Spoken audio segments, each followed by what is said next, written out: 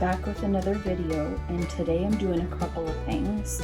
I used a mandolin slicer and it only has one size setting, so all these potatoes are sliced really thin because I had some potatoes going soft. They weren't bad, but I wanted to use them before they went bad.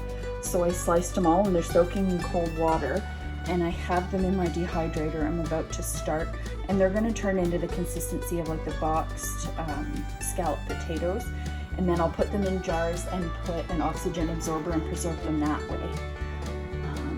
And then I'm going to work on some squash. I think I'm going to turn it into relish because I went out to my garden to pull plants that I thought were dead, and I found a whole bunch more, so I have to deal with them before they go bad.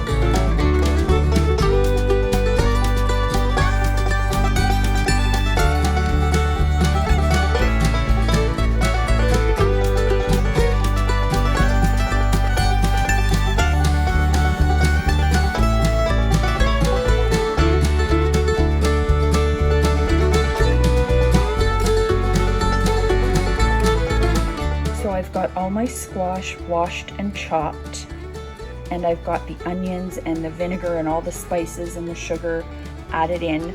So this is going to be relish. Earl and I really like relish and lots of different types.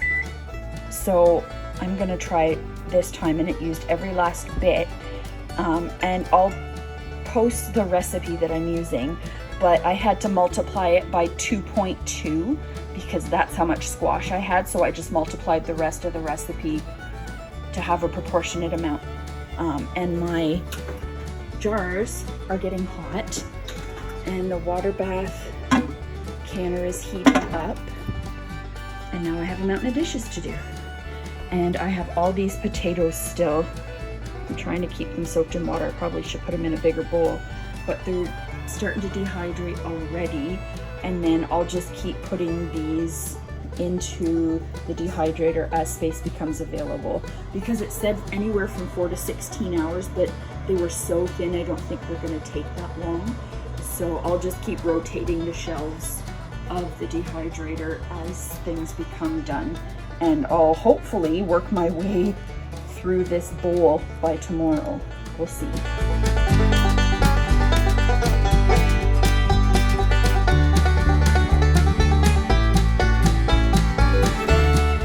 There's all the relish in jars. I've got it ready to go into the canner. I wiped all the rims with vinegar before I put the rings on.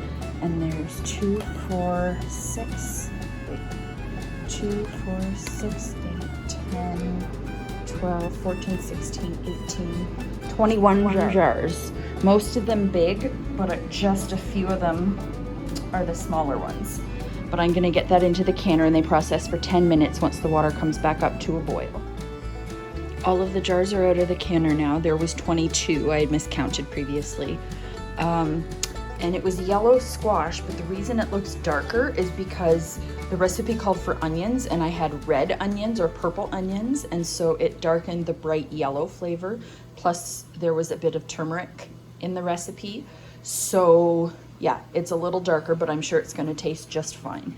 Anyway, I'm all done with that for today, and I should be getting some zucchini from a friend over the weekend, and so then I'll be back to can that up in some way, shape, or form in a couple of days.